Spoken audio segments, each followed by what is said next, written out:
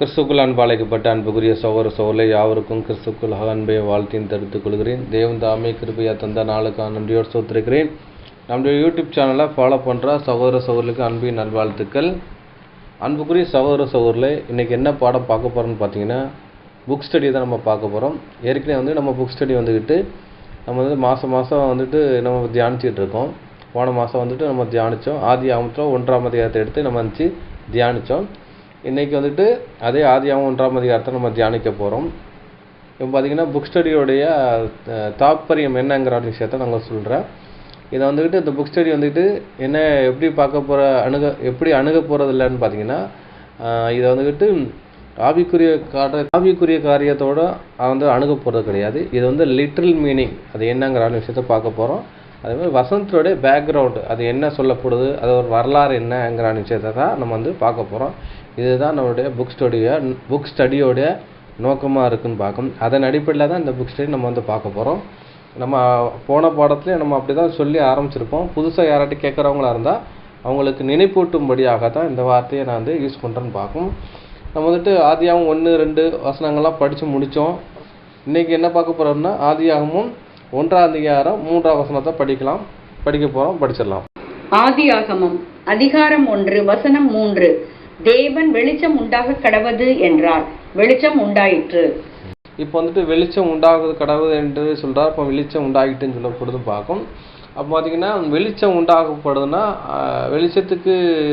வெளிச்சம் வரணும்னா அங்கே என்ன வர வேண்டும் பார்த்திங்கன்னா ஒளி வர வேண்டும். ஒளி வர வேண்டும் என்றால் என்ன வர வேண்டும் பார்த்திங்கன்னா ஒளி கொடுக்குற ஒரு விஷயம் வர வேண்டும். ஒளி கொடுக்குற விஷயம் எதுன்னு பார்த்திங்கன்னா சூரியன், சந்திரன், அதுக்கப்புறம் பார்த்திங்கன்னா நட்சத்திரங்கள்னு பார்க்கும். இப்போ சந்திரன் கூட டைரெக்டாக என்ன பண்ண முடியாது பார்த்திங்கன்னா அது ஒளி கொடுக்க முடியாது.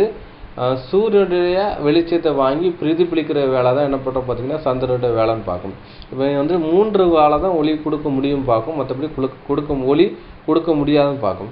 அப்போ இங்கே வெளிச்சம் உண்டாக கடவுது அப்படின்னு சொல்ல முடிச்சு பார்த்திங்கன்னா அங்கே ஒளி இருந்தால் தான் வெளிச்சம் வர முடியும். ஒளி இல்லாட்டினா வெளிச்சம் வர முடியாதுன்னு பார்க்கும். அப்போ இன்னொரு வசனம் கூட நம்ம என்ன சொல்லலாம். அப்போ கர்த்தர் வெளிச்சமாக இருக்கார் அங்கே விஷயம் சொல்லப்படுது. அவர் நீதி சூரியனாக இருக்கான்னு சொல்லப்படுது. நானே உலகத்துக்கு ஒளின்னு சொல்லப்படுது. அப்போ இயேசு கிறிஸ்து இருந்தால் அது வெளிச்சம் வராதா அப்படிங்கிற விஷயத்த சிலர் சொல்லுவாங்க. அப்படி இருக்கிறதுக்கு வாய்ப்பு இல்லைன்னு பார்க்கும். அப்போ இது என்னென்னா அது ஆவிக்குரிய அர்த்தத்தில் சொல்லப்பட்ட விஷயம் வழியாக அது லிட்டில் மீனிங்காக சொல்ல அர்த்தமாகவே நம்ம அதை எடுத்துக்கொள்ள முடியாதுன்னு பார்க்கணும். அப்போ வெளிச்சம் கொடுக்க வேண்டும் என்றால் அங்கே சூரியனோ சந்திரனோ நட்சத்திரம் இருந்தால் மட்டும்தான் அங்கே என்ன பண்ண முடியும் பார்த்திங்கன்னா வெளிச்சம் கொடுக்க முடியும்னு சொல்லப்படுதுன்னு பார்க்கும். சூரியனை மாதிரியே என்ன நட்சத்திரங்கள், பெரிய நட்சத்திரங்கள் இருக்குது, இதெல்லாம் இருக்குது, அதெல்லாம் தான் ஒளி கொடுக்க முடியும் பார்க்கும். அப்போ இங்கே என்ன சொல்லப்படுதுன்னா வெளிச்சம் இருக்குது. வெளிச்சங்கிற விஷயத்த ஆங்கிலத்தில் என்ன பண்ணுறாங்கன்னா லைட்டு. அப்போ லைட்டு வரணும்னா அங்கே ஒளி கொடுக்குற விஷயம் இருந்தால் தான் லைட்டு வர முடியும், வெளிச்சம் வர முடியும்னு சொல்லப்படுது. இதை எபிரேய பதத்தில் அந்த லைட்டு அந்த வெளிச்சங்கிற விஷயத்துக்கு ஆர் அடுங்கிறான விஷயத்தை அங்கே சொல்லப்படுதுன்னு பார்க்கும். அப்போ சூரியனால் தான் நினைச்சது ஒரு வெளிச்சம் கொடுக்க முடியுங்கிறான விஷயத்த கூட வேகத்தில் இருக்குன்னு பார்க்கும். ஒரு வசனம் கூட நம்ம படிச்சிடலாம். பிரசங்கி 11ஆம் அதிகாரம் 7ஆம் வசனத்தில் நான் படிக்கிறேன். 7ஆம் வசனம். வெளிச்சம் இன்பமும் சூரியன் காண்பது கண்ணுக்கு பிரியமே என்று. வெளிச்சம் இன்பம் அப்படின்னா ஒரு இருளால் இருக்கிற இடத்துல வெளிச்சம் இன்பமாக இருக்குது. அது சூரியனை காண்பது கண்களுக்கு பிரியமே. அப்போ சூரியனால் தான் நினச்சது வெளிச்சம் வர முடியும் பார்க்கணும். உதாரணத்துக்கு பார்த்திங்கன்னா இப்போ இப்போ வீடுகளில் கரண்ட் இருக்குது, லைட் ஆஃப் பண்ணிடுறோம். ஆனால் பக்கத்தில் நினச்சது ஒரு தந்தி போஸ்ட்னா கவர்மெண்ட்டில் அந்த லைட்டு இருக்கும், போஸ்ட்டில் லைட் எரியும். ஆனால் அங்கே எங்கேயோ தூரத்தில் எரியும். ஆனால் நினச்சது அங்கே உள்ள வெளிச்சம் அந்த லைட்டோடைய வெளிச்சம் நினச்சது நம்ம வீட்டுக்குள்ளே ஜன்னல் வழியாக நினச்சது உள்ளே வந்துடும் பார்க்கும். அப்போ ஒரு ஒளி கொடுக்குற ஒரு விஷயம் இருந்தால் தான் அந்த ஒளி என்னச்சது இருளை ஆக்குபைக்கு பண்ணும், இருளை தேடி அங்கே வெளிச்சம் கொடுக்கும் பார்க்கும். அப்போ வெளிச்சம் கொடுக்கறதுக்கு என்ன தான் தேவைன்னு பார்த்தீங்கன்னா இங்கே ஒரு ஒளி தேவையாக இருக்குங்கிற விஷயம் இங்கே சொல்லப்படுதுன்னு பார்க்கணும். படிக்கலாம். யோபுல ஒரு வசனத்தை படிச்சிடலாம். யோபு 38ஆம் அதிகாரம் 19, 20, அதுக்கப்புறம் 24 வசனம் படிக்கலாம். யோபுவின் சரித்திரம் அதிகாரம் 38 வசனங்கள் 19, 20, 24. வெளிச்சம் வாசமாயிருக்கும் இடத்துக்கு வழி எங்கே? இருள் குடிகொண்டிருக்கும் ஸ்தானம் எங்கே? அதன் எல்லை இன்னதென்று உனக்கு தெரியுமோ? அதன் வீட்டுக்கு போகிற பாதையை அறிந்திருக்கிறாயோ? வெளிச்சம் பரவப்பட்டு படுகிறதற்கும் கீழ்காற்று பூமியின் மேல் வீசுகிறதற்குமான வழி எங்கே? இங்கே என்ன சொல்லப்படுதுன்னா, இங்கே வெளிச்சம் வாசமாக இருக்கும் இடத்துக்கு வழி எங்கே, இங்கே இருள் குடிக்கொண்டிருக்க ஸ்தானம் எங்கேன்றது. அப்போ வெளிச்சம் வாசம் பண்ணுற ஒரு இடம் இருக்குன்னு பார்க்கும். அது என்ன, சூரியன் பார்க்கும். சூரியனில் இருந்தால் வெளிச்சம் வரணும்னு சொல்லப்பட்டிருக்கும். அப்போ வந்து இருள் குடியிருக்கு. அப்போ இருள் குடியிருக்க இடத்துல ஒரு சூரியனுடைய வெளிச்சம் கொடுக்குற ஒரு விஷயம் ஒளி இருந்தால் தான் அங்கே அந்த இருளை ஆக்குபை பண்ண முடியும், அங்கே வந்துட்டு அதை நிரப்ப முடியும்னு சொல்லிருக்கு. அதன் எல்லை இன்னது என்று உனக்கு தெரியுமா, அதன் வீட்டுக்கு போயிற பாதை உனக்கு அறியாயன்றது. அப்போ சூரியன்ல இருந்து தான் நினைச்சது ஒளி எங்கே வருதுன்னு பார்த்தீங்கன்னா, பூமிக்கோ மற்ற கிரகணத்துக்கோ நினைச்சது வருதுன்னு பார்க்கும். அது எல்லை எதை தெரியுமான்னு இருக்கு. அதுக்குன்னு ஒரு எல்லை வச்சிருக்கான்னு பார்க்கும். அது என்னங்கிற விஷயத்த நம்ம பார்க்க போகிறோம். இப்போ 24 வசனத்தை சொல்லப்பட்டிருக்கு. வெளிச்சம் பரவுவதற்கும் கீழ்காற்று பூமியில் வீசுவதற்கு வழி எங்கே. அப்போ வெளிச்சம் பரவுவதற்கு ஒரு விஷயம் வச்சிருக்காரு. வெளிச்சம் பரவுவதற்கு அங்கே ஒரு சூரியன் இருந்தால் தான் அங்கே வெளிச்சம் வரும் பார்க்கும். அப்போ சூரியனோ இல்லாட்டி வெளிச்சம் கொடுக்குற ஒரு விஷயம் இருந்தால் தான் என்ன பண்ண முடியும் பார்த்தீங்கன்னா, இங்கே பூமிக்கு இங்கே வெளிச்சம் வர முடியும்னு பார்க்கும். அதை என்ன சொல்லப்பட்டிருக்குன்னா, 20 வசனத்தில் சொல்லப்பட்டிருக்கு, வெளிச்சம் வாசமாக இருக்கும் இடத்துக்கு வழி எங்கே அப்படின்னு சொல்லிட்டு 20 வசனத்தை அதன் எல்லை என்னதுன்ட்டு உனக்கு தெரியுமான்ட்டு. அப்போ வந்துட்டு அதை பார்க்க போகிறேன். எப்படின்னா, சூரியன் எவ்வளோ தூரம் இருக்குது, பூமியிலேருந்து எவ்வளோ தூரம் இருக்குது, அது எல்லை என்னங்கிற விஷயத்த பார்க்க போகிறோம். சூரியன்லேருந்து பூமிக்கு வந்துக்கிட்டு அந்த வெளிச்சம் வர்றதுன்னா, இப்போ நம்மளுக்கு சூரியன் வெளிச்சம் பூமிக்கு வருது இல்லை, அது வர்றது பார்த்தீங்கன்னா அது எவ்வளோ தூரங்கிற விஷயத்தை பார்க்க போகிறோம். அதாவது பூமிக்கும் சூரியனுக்குள்ள தூரம் எவ்வளோன்னு பார்த்தீங்கன்னா 93 மில்லியன் மைல் இருக்குது. அதாவது சூரியனுக்கும் பூமிக்குள்ள இடப்பட்ட கேப்பு, அதாவது இடப்பட்ட டிஸ்டன்ஸ், இடைவெளி எவ்வளோன்னு பார்த்தீங்கன்னா 93 மில்லியன் மைல் கிலோமீட்டர் இடைவெளி இருக்குன்னு பார்க்கும். அதை வந்துட்டு கிலோமீட்டராக கன்வெர்ட் பண்ணி பார்த்தீங்கன்னா 149.6 மில்லியன் கிலோமீட்டர் அங்கே இருக்குன்னு பார்க்கும். ஏதோ பூமிக்கும் சூரியனுக்குள்ள இடப்பட்ட இது, அதாவது சூரியனுக்கும் பூமிக்குள்ள இடப்பட்ட விஷயம், அதை எவ்வளோ தூரம்னு பார்த்தீங்கன்னா கிலோமீட்டரில் 149.6 மில்லி கிலோமீட்டர் தூரம் பூமிக்கும் சூரியனுக்குள்ள இடப்பட்ட இடைவெளின்னு பார்க்கும். அதுக்கப்புறம் பார்த்தீங்கன்னா இந்த இடைவெளியில் இருந்துக்கிட்டு 93 மில்லியன் மைல் தூரத்தில் இருக்குது. அங்கேருந்து அந்த ஒளி வந்துக்கிட்டு பூமியில் படம்னா அது எவ்வளோ டைம் எடுக்குன்னு பார்த்தீங்கன்னா, கிட்டத்தட்ட 8 நிமிடங்கள் வந்துட்டு அந்த டைம் எடுக்கும். அந்த சூரிய வெளிச்சம் பூமியை சென்றடைய வேண்டும் என்றால் அது எவ்வளோ டைம் எடுக்குன்னா 8 நிமிடங்கள் பயணிக்கும் பார்க்கும்.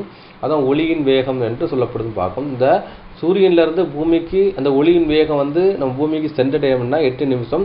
அது எவ்வளோ தூரம் கடந்து வருதுன்னு பார்த்தோன்னா 93 மில்லியன் மைல் தூரத்துலேருந்து பயணித்து எங்கே வருதுன்னா பூமிக்கு வருது அந்த சூரிய வெளிச்சம். அதுக்கு எடுத்துக்கொண்ட டைம் பார்த்தீங்கன்னா 8 நிமிடங்கள் எடுத்துக்கொள்ளுதுன்னு பார்க்கும். அப்போ சூரியனால் தான் வெளிச்சம் கொடுக்க முடியும்னு பார்க்கும். இது ஒரு விஷயம் இருக்குது. ஆனால் பார்த்தீங்கன்னா இங்கே என்னன்னா, இப்போ பூமிக்கே அந்த சூரிய வெளிச்சம் வர்றதுக்கு 8 நிமிடம் ஆகுன்னா அதுக்கப்புறம் பார்த்தீங்கன்னா சூரியனுடைய குடும்பத்தில் பூமி 3வது கோளாக இருக்குது. அதுக்கு இவ்வளோ தூரம் ஆறுதுன்னு பார்க்கும். முன்னாடி உள்ளதுக்கெலாம் அதாவது கொஞ்சம் கம்மியாக வரும்னு பார்க்கும். இதை தாண்டி நம்மளுக்கு பார்த்தீங்கன்னா மாசு, ஜூபிட்டர் அதெல்லாம் இருக்குது. அப்போ அதுக்கெல்லாம் ரொம்ப டைம் எடுக்குன்னு பார்க்கும். சில வெளிச்சம் தான் இருக்கணும் இல்லையா, அங்கே சூரிய வெளிச்சம் நம்மளை மாதிரி அங்கே தெரியாதுன்னு பார்க்கும். இப்படி ஒரு விஷயம் இருக்குன்னு பார்க்கும்.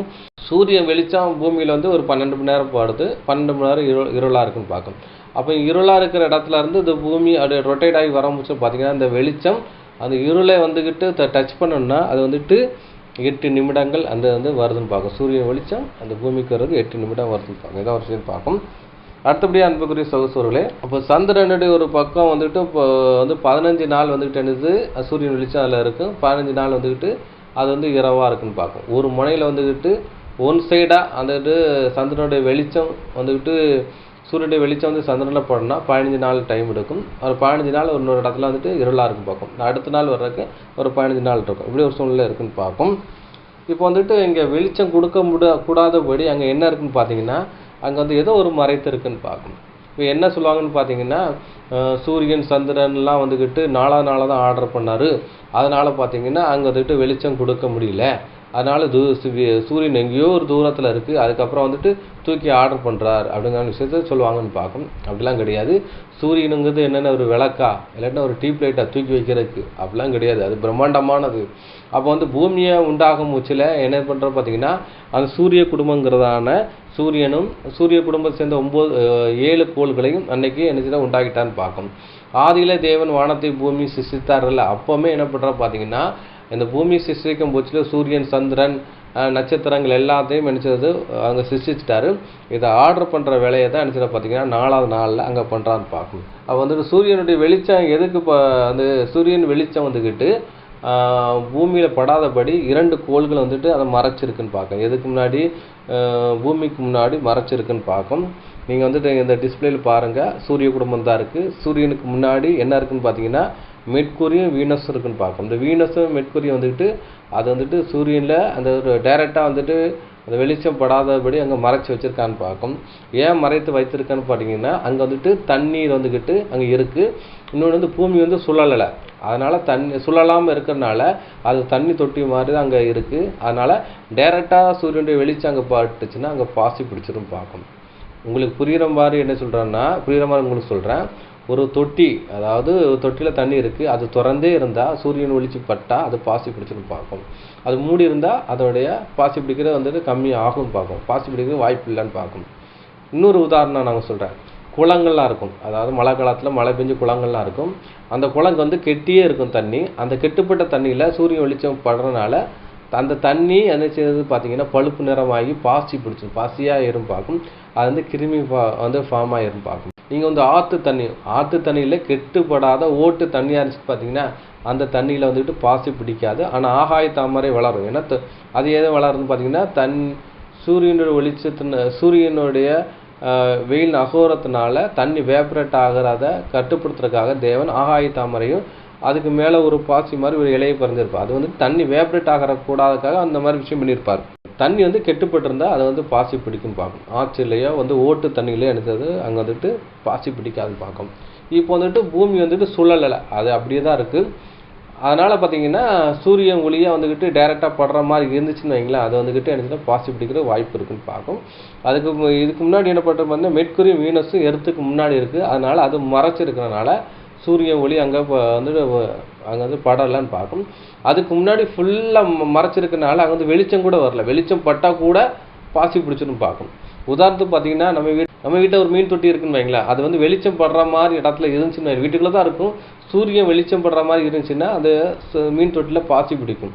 அது மாதிரி நம்ம வீட்டில் அந்த அக்வா வாட்டர் வச்சுருப்போம், அது வந்து சூரியன் வெளிச்சம் அதில் பட்டுட்டுன்னு வைங்களேன், அது உள்ளே வந்துட்டு பாசி பிடிச்சிருக்கும்.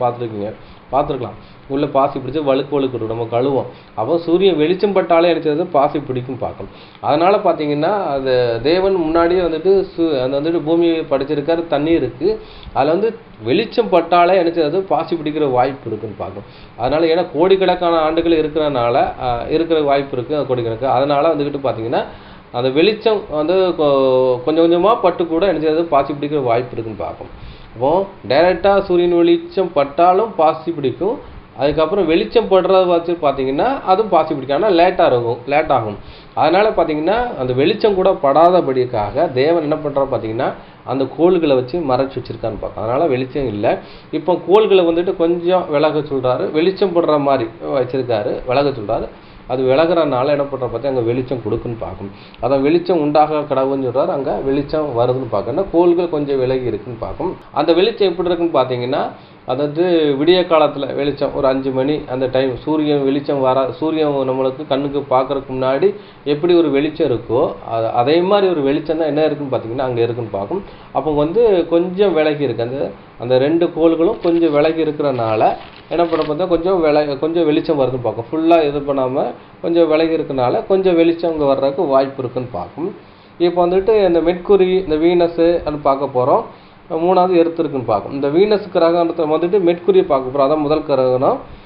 மெர்க்குரி பார்த்தீங்கன்னா அது விட்டங்கிறதுனா மெர்க்குரி ஒரு ரவுண்ட் போட்டுக்கிறோம். அந்த ரவுண்டில் ஒரு எட்ஜிலேருந்து ஒரு எட்ஜி வரைக்கும், இது சுற்றளவு கிடையாது, மெர்க்குரியோடைய ஒரு எட்ஜிலேருந்து இன்னொரு எட்ஜிக்கு வந்துட்டு அந்த அளவு பார்த்தீங்கன்னா 4879 கிலோமீட்டர் இருக்கும் பார்க்கும். அது மெர்க்குரின்னு விட்டம் பார்த்தீங்கன்னா ஒரு எட்ஜிலேருந்து ஒரு எட்ஜுக்கு சுற்றளவு கிடையாது, எட்ஜு டு எட்ஜு அப்படின்னு பார்க்கும். அதில் பார்த்தீங்கன்னா 4878 கிலோமீட்டர் இருக்குன்னு பார்க்கும். அது பூமியின் விட்டம் பார்த்தீங்கன்னா ஒரு எட்ஜிலேருந்து ஒரு எட்ஜு அப்படின்னு பார்த்தீங்கன்னா சுற்றளவு கிடையாது, ஒரு முனையிலேருந்து இன்னொரு எட்ஜுக்கு ஒரு வட்டம் போட்டு ஒரு எட்ஜு போட்டு ஒரு எட்ஜை வச்சுக்கணும், ஒரு முனையிலேருந்து ஒரு முனை. அப்படி நீங்கள் அளவு எடுத்தீங்கன்னா பூமியின் விட்டம் பார்த்தீங்கன்னா 12,742 கிலோமீட்டர் தூரம் இருக்குன்னு பார்க்கும். நீங்கள் இதை மெர்க்குரியோட வந்துட்டு பூமியை கம்பேர் பண்ணி பார்க்கும் பட்சம் பார்த்தீங்கன்னா மெர்க்குரி கிரகம் வந்துட்டு 38% அளவு இருக்குன்னு பார்க்கும். அப்போ வந்துட்டு பூமியினுடைய அந்த விட்டத்துடனே பூமியினுடைய அளவு காட்டிலும் மெர்க்குரியினுடைய அந்த கிரகணத்து அளவு பார்த்தீங்கன்னா 38% தான் அதோடைய அளவு இருக்குன்னு பார்க்கும். ஏதோ ஒரு விஷயம் இருக்குன்னு பார்க்கும். அதே மாதிரி நீங்கள் வீனஸ் கிரகணம் பார்த்தீங்கன்னா அதுக்கப்புறம் மெர்க்குரிக்கு அடுத்து வீனஸ் கிரகணம் இருக்குது. வீனஸ் கிரகணத்து பூமியை விட சற்று சிறியது தான். வீனஸ் கிரகணம் அப்படின்னு பார்த்தீங்கன்னா எட்ஜ் டு எட்ஜ் விட்டம் பார்த்தீங்கன்னா 12,104 கிலோமீட்டர். வீனஸ் கிரகணத்தோட விட்டம் எட்ஜ் டு எட்ஜுன்னு பார்த்தீங்கன்னா 12,104 கிலோமீட்டருன்னு பார்க்கும்.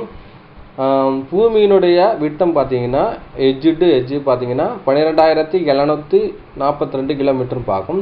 வீனஸ் கிரகணம் பூமியை விட 95% அளவு இருக்கலாம்னு சொல்லப்படுதுன்னு பார்க்கும். இப்போ பூமியை விட 5% தான் கம்மியாக இருக்குது. எது இந்த வீனஸ் கிரகணம் 5% தான் கம்மியாக இருக்குது அந்த வீனஸ் கிரகம். ஆனால் மெர்க்குரி வந்துக்கிட்டு 38% இருந்தது கம்மியாக இருக்குன்னு பார்க்கும். அப்படி ஒரு 3ல் 1 பங்கு அந்த ஒரு விஷயம் இருக்குன்னா மெர்க்குரின்னு பார்க்கும். இது போய் என்ன செய்து பார்த்தீங்கன்னா அதை வெளிச்சம் கொடுக்காதபடி சூரியனுடைய வெளிச்சம் டைரெக்டாக படாதபடி எங்கே நினச்சது அங்கே மறைத்து இருக்குது அங்கிறான விஷயம் அங்கே சொல்லப்படுதுன்னு பார்க்கும். அடுத்தபடி அன்புக்குரிய சகோதரர்களே, அப்போ சூரிய குடும்பத்தில் வந்துக்கிட்டு பார்த்தீங்கன்னா தலைவர் அப்படின்னு பார்த்தீங்கன்னா சூரியன் தான் இருக்குன்னு பார்க்கும். அதை வந்து சூரியனுக்கு ஒரு கூடாரத்தை சாபித்தான்னு சொல்லி சங்கீதம் 19:4 அங்கே சொல்லப்படுது. சங்கீதம் 19:4 சூரியனுக்கு ஒரு கூடாரத்தை சாபித்தான்னு. கூடாரங்கிறது எனக்கு ஒரு குடும்பத்தை ஒரு அடையாளப்படுத்துன்னு பார்க்கும். அதை நீங்கள் ஆங்கிலத்தில் படித்தீங்கன்னா ஈஸி இங்கிலீஷ் வெர்ஷனில் என்ன போட்டிருக்கு பார்த்தீங்கன்னா God has made a home for the sun என்பதும், அதாவது God has made a home for the sun போட்டு in the sky என்றது. அப்போ வந்து சூரிய குடும்பம் அப்படிங்கிற விஷயம் சொல்லுவாங்க. சூரிய குடும்பத்தில் வந்துட்டு பார்த்தீங்கன்னா அங்கே சூரியன் இருக்குது. அதுக்கப்புறம் பார்த்தா 7 கோள்கள் இருக்குன்னு பார்க்கும். ஆதியாமத்து சொல்லும் பட்சத்தில் பார்த்தீங்கன்னா 14ஆம் வசனத்தில் 4வது நாளில் தான் சூரியன் சந்திரன் அங்கே வந்தது கோள்கள்லாம் வந்த மாதிரி சொல்லப்பட்டிருக்குன்னு பார்க்கும். அப்படி சொல்லப்பட்டிருக்கு. ஆனால் வந்துட்டு பார்த்தீங்கன்னா அப்படி கிடையாதுன்னு பார்க்கும். அங்கே என்னன்னு சொல்லப்பட்டிருக்கு பார்த்தீங்கன்னா அங்கே ஏற்கனவே இருக்குது இந்த ஆர்டர் படத்தில் ஆறுங்க விஷயம் சொல்லப்படுதுன்னு பார்க்கும். உதாரணத்தை உங்களுக்கு புரியுற மாதிரி சொல்கிறோம். மனிதனை சிருஷ்டிக்கிறார் அந்த விஷயத்த சொல்லப்பட்டிருக்கு. ஆதியாகம் 1:27 தான் என்ன சொல்லப்பட்டிருக்குன்னா தேவன் தம்முடைய சாயலாக மனுஷனை சிருஷ்டித்தார், அவனே தேவ சாயலாக சிருஷ்டித்தார், ஆணும் பெண்ணுமாக சிருஷ்டித்தார்னு சொல்லப்பட்டிருக்கு. இங்கே ஆதியாகம் 1:27 ஆணும் பெண்ணுமாக சிருஷ்டித்தார்னு சொல்லப்பட்டிருக்கு. ஆதியாகம் 2ஆம் அதிகாரத்தில் சொல்ல முச்சில் பார்த்தீங்கன்னா 7ஆம் வசனம் சொல்லிருக்கு தேவன் தம்முடைய தேவனாய் கர்த்தர் மனுஷனை பூமி மண்ணினால் உருவாய் ஜீவ சுவாசத்தை அவன் ஆசையில் ஊதினா ஜீவாத்மானான்று. அப்போ ஆதியாகம் 1:27 வந்துட்டு படைத்த விஷயத்தை சொல்லப்பட்டிருக்கு. ஆதியாகம் 2:7 வந்துக்கிட்டு ஆதாம் எப்படி படைக்கப்பட்டான்னு சொல்லப்பட்டிருக்கு. அதே பார்த்து ஆதியாகமும் 2ஆம் அதிகாரம் 21ஆம் வசனத்தில் வந்துக்கிட்டு ஏவாள் எப்படி படைக்கப்பட்டாளுங்கிற விஷயத்தை அங்கே சொல்லப்படுது. ஆதாம் வந்துட்டு 5 நித்திரை பண்ணி அவருடைய விழா இளம்பில் எடுத்து இங்கே மனுஷை சிருஷ்டித்தார்னு சொல்லப்படுதுன்னு பார்க்கணும். இங்கே இவ்வளோ கேப் இருக்குன்னு பார்க்கணும். அப்போ வந்துட்டு ஆதியாகமும் 1:27 வந்துட்டு அங்கே ஆணும் பெண்ணுமா சிருஷ்டித்தான்னு சொல்லப்பட்டிருக்கு. ஆதியாகம் 2:7 வந்துட்டு ஆதாம் சிருஷ்டித்தான்னு சொல்லப்பட்டிருக்கு. அதே மாதிரி ஆதியாகம் 2:21 தான் ஏவாளை சிருஷ்டித்தான்னு சொல்லப்பட்டிருக்கு. அப்போ இதில் இருந்து நம்ம என்ன விளங்கிக்கிறோம் என்றால் ஏற்கனவே வந்துட்டு 7 கோள்களையும் தேவன் படைத்திருக்கார், சந்திரன் சூரியன்லாம் படைச்சிருக்கார். அதுக்கப்புறம் வந்து ஆர்டர் எப்படி படைக்கப்பட்ட விஷயம் அப்படிங்கிற விஷயத்த அந்த ஆர்டர் வந்து சொல்கிறான்னு பார்க்கும். இப்போ வந்து இந்த சம்பவத்தை வந்து யார்கிட்ட சொல்கிறான்னு பார்த்தீங்கன்னா இந்த சம்பவத்தை வந்து மோசைகிட்ட தான் அங்கே சொல்கிறான்னு பார்க்கும். இது சொல்லப்பட்ட ஆண்டு பார்த்தீங்கன்னா கிமு 1445 அங்கே சொல்லப்படுது. அப்போ வந்துட்டு இந்த சிருஷ்டிப்பின் இந்த காரியங்களை 1445 கிமு 1445 பார்க்க இது வந்து இஸ்ரேல் ஜனங்கள் எகிப்தை விட்டு வெளியே வந்த டைமே சொல்கிறாரு. அப்போ இந்த இஸ்ரேல் ஜனங்கள் யாருங்கிறான விஷயத்த சொல்கிறாரு. ஏன்னா அது வம்ச வரலாறு சொல்லணும்னா அந்த பூமியை சிருஷ்டிப்பு இந்த விஷயத்தையும் ஆதாமியாவால் உண்டாக்கப்பட்ட விஷயத்தையும் அவங்க சந்ததியில் தான் ஏபேருடைய சந்ததியில் எபிரேர் வந்தாங்கங்கிற விஷயத்த சொல்கிறதுக்காக தான் இவ்வளோ விஷயங்களே அவர் சொல்கிறான்னு பார்க்கும். அதுக்கு தான் என்ன சொல்கிறாருன்னு பார்த்தீங்கன்னா ஒவ்வொரு காரியங்களும் அவங்க சொல்கிறான்னு பார்க்கும். அப்போ வந்துட்டு சூரிய குடும்பத்தில் வந்துட்டு பார்த்தீங்கன்னா சூரியன் இருக்குது, 7 கோள்கள் இருக்குது, பூமி இருக்குன்னு பார்க்கும். அப்போ வந்து 7 கோள்களை மெர்க்குரி, 2வது வீனஸ், 3வது எர்த்து, 4வது மாசு, 5வது ஜூபிட்டர், 6வது சேட்டன், 7வது வந்து யுரேனஸ்ன்னு சொல்லப்பட்டிருக்கு பார்க்கும். நெப்டியூன் வந்துக்கிட்டு பார்த்தீங்கன்னா அது வந்துட்டு கிரகணம் கிடையாதுங்கிற விஷயத்த 2006 சொன்னாங்கன்னு சொல்லப்பட்டிருக்கு. அதுக்கு பிறகு பார்க்கும். இப்போ வந்துட்டு இந்த 7 கோள்களை வச்சு தான் வந்துட்டு 7 நாட்கள், அதாவது ஒரு வாரம் இந்த கணக்கு எடுக்கப்படுதுன்னு பார்க்கும். அதுதான் இங்கே என்ன சொல்லப்பட்டிருக்குன்னா, ஆதியாகமம் 1:14 சொல்ல முடிச்சிருக்கு. என்ன சொல்லப்பட்டிருக்குன்னா, காலங்களையும் நாட்களையும் வருஷங்களையும் குறிக்கிறதாக இருக்கக்கூடாது. எதுனா ஆகாய உருவில் இருக்கப்பட்ட சூரிய குடும்பத்தில் உள்ள காரியங்களை சொல்கிறான்னு பார்க்கும். சூரியன், சந்திரன் அந்த காரியங்கள் வச்சு சொல்கிறாரு, அந்த கோள்களை வச்சு சொல்கிறாரு. என்ன சொல்கிறாருன்னா, அது காலங்களையும் வருஷங்களையும் குறிக்கிறதா இருக்குது அப்படிங்கிற விஷயம் சொல்கிறாரு. நம்ம வந்து இந்த வசனம் ஆரம்பிச்சு அதனுடைய டீட்டெயில்ஸ்லாம் பார்க்கலாம்னு பார்க்கும். அப்போ பார்த்தீங்கன்னா இங்கே வந்துட்டு காலங்கள் அப்படின்னு பார்த்தீங்கன்னா நாட்கள் வந்துட்டு இங்கே வந்துட்டு சொல்லப்படுது. அப்போ வந்துட்டு நம்ம தமிழ் வந்துட்டு நாட்களை வச்சு நம்ம பார்க்க போகிறோம். ஒரு வாரத்தில் 7 நாள், இந்த 7 நாளையும் ஒவ்வொரு கிழமையாக சொல்கிறோன்னு பார்க்கும். அப்போ திங்கள் கிழமையை பார்த்தீங்கன்னா இதை வந்துக்கிட்டு பார்த்தீங்கன்னா தீங்கள் அப்படின்னு பார்த்தீங்கன்னா, அதாவது தீங்கிறது சூரியனை குறிக்கிறது, காலுங்கிறது என்ன கடந்து போகிற விஷயத்தை அடையாளப்படுத்தும் பார்க்கும். அப்போ ஞாயிறு என்று சொல்லப்பட்டு பார்த்தீங்கன்னா வாரத்தின் முதல் நாள் என்னது ஞாயிறும் பார்க்கும். ஞாயிறுங்கிறது என்னது சூரியனை அங்கே சொல்லப்பட்ட விஷயமா இருக்குது. சூரியனுங்கிறது ஞாயிறை அடையாளப்படுத்தும் பார்க்கும் தமிழில். அப்போ வந்து சூரியன் அப்படின்னா ஞாயிற்றுக்கு அடுத்த கிழமை பார்த்தீங்கன்னா திங்கள் பார்க்கும். அப்போ திங்கள் என்ன கால், அப்படி காலுங்கிறது கடந்து போகிற அர்த்தப்படுது. அப்போ ஞாயிற்றுக்கு அடுத்த நாள் தான் திங்கள் அப்படின்னு சொல்லப்படுது. தீயை கடந்து போகிறது அப்படின்னா திங்கள் அப்படின்னு பார்க்கும். அப்போ ஞாயிற்றுக்கு அடுத்த நாளே திங்கள்ங்கிற ஒரு விஷயத்தை இங்கே சொல்லப்படுதுன்னு பார்க்கும். அதுக்கு செவ்வாய்ங்கிற விஷயம் பார்த்தீங்கன்னா அது வந்துட்டு ஒரு கோள், செவ்வாய் கிரகத்தை கோளை அடையாளப்படுத்த விதமாக சொல்லப்படுது. புதன்கிறது மெட்குரி எங்கே சொல்லப்படுது. அதுக்கப்புறம் வந்து வியாழங்கிறது ஜூபிட்டர் எங்கே சொல்லப்படுது. வியாழன். வெள்ளிங்கிறது வீனஸ் கிரகணத்தை எங்கே வந்து அடையாளப்படுத்துது. சனிங்கிறது என்னென்னா சட்டன், சனி கிரகத்தை இதை அடையாளப்படுத்தும் பார்க்கும். இதன் அடிப்படையில் கோள்களை அடிப்படையாக வைத்து தான் நினச்சது பார்த்தீங்கன்னா நம்மளுக்கு வந்துக்கிட்டு வாரங்கள் நாட்களை வந்து கணக்கிட்டாங்கன்னு சொல்லப்படுது பார்க்கும். இது காலங்களை நேரங்களை குறிக்கிறதா இருக்குன்னு சொல்லி வேதத்திலே அங்கே சொல்லப்படுதுன்னு பார்க்கும். அப்போ வந்து வெளிச்சம் கொடுக்க முடியாதபடி என்ன இருக்குன்னு பார்த்தீங்கன்னா அங்கே வந்துட்டு மெட்குரியும் வீனஸ் வந்து மறைத்து வைக்கப்பட்டிருக்குன்னு சொல்லப்படுது. ஏன்னா தண்ணி பாசி பிடிக்காத அளவுக்கு தான் அங்கே இருக்குதுன்னு சொல்லப்படுது. எப்படி என்றால் மறுபடியும் உங்களுக்கு புரிஞ்சுக்கிறதுக்காக இன்னொரு விஷயம் சொல்கிறேன். இப்போ வந்து ஒரு குயவன் வந்துக்கிட்டு பார்த்தீங்கன்னா வந்துட்டு ஒரு களிமண் எடுத்து ஒரு மண்பாண்டத்தை வந்து வளைக்க போகிறான்னு பார்க்கும். அவன் என்ன பண்ணுறாங்கன்னா அந்த வீல், அதாவது மாட்டு வண்டி மாதிரி ஒரு வீல் இருக்கும். அந்த வீலில் அடிச்சு சென்டரில் அந்த களிமண்ணை வச்சுட்டு அதை சுற்றி விட்டுட்டு அதுக்கப்புறம் தான் ஓட்டதுக்கப்புறம் தான் அவர் நினச்சது ஒரு பாத்திரமாக நினச்சிடா வளைப்பான்னு சொல்லப்படுது வளைப்பான். அதை தான் சொல்லப்படுது. ஒரு குயவன் வந்துக்கிட்டு ஒரு மண்பாடத்தை வளைக்கணும்னா அந்த வீல் சுத்தப்பட வேண்டும், களிமண் வைக்கப்பட வேண்டும். அதுக்கப்புறம் வீல் சுற்றினா தான் அதை வந்து பாத்திரமாக அங்கே வளைக்க முடியும். இதான் உண்மைன்னு பார்க்கணும். அதே மாதிரி தான் நம்ம என்ன ஆண்டவராகிய இயேசு கிறிஸ்து குயவன் சொல்கிறோம். நம்ம அவரோட இதில் இருக்கிற களிமண் எப்படி சொல்கிறோன்னு பார்க்கும். அதே மாதிரி பார்த்தீங்கன்னா எப்படி அந்த வீல் சுற்றுறனால அங்கே ஒரு பாத்திரம், அங்கே வந்துட்டு ஒரு மண் பாத்திரம் உண்டாக்கப்படுது. அதே மாதிரி பார்த்தீங்கன்னா பூமி சக்கரம், பூச்சக்கரம்னு சொல்லி வேதத்தில் இருக்குன்னு பார்க்கும். பூமி சுழலன்னு பார்க்கும். அப்போ பார்த்தீங்கன்னா முதலாவது பூமி சுழலன்னு பார்க்கும். அதுக்கப்புறம் எல்லா விஷயங்கள் பண்ணிவிட்டு அதுக்கப்புறம் பூமி சுழலை வைக்கிறான்னு பார்க்கும். அது எப்போது சுழலை வைக்கிறாங்கிறான விஷயத்த நம்ம வேத வசனங்களோட நம்ம படிக்கும் போச்சுல அதை புரிஞ்சுக்கலாம் பார்க்கும். இப்போதைக்கு இந்த இன்ஃபர்மேஷனை நீங்கள் வந்து காதில் வாங்கிக்கிறீங்கன்னு பார்க்கும். சங்கீதம் 19:4 சூரியனுக்கு ஒரு கூடாரத்தை சாவித்தாருங்கிறான விஷயத்த அங்கே சொல்லப்படுதும் பார்க்கும். அடுத்தபடி அன்புக்குரிய சகோதரர்களே வாசித்தலாம். சங்கீதத்தில் ஒரு வசனம் இருக்குது.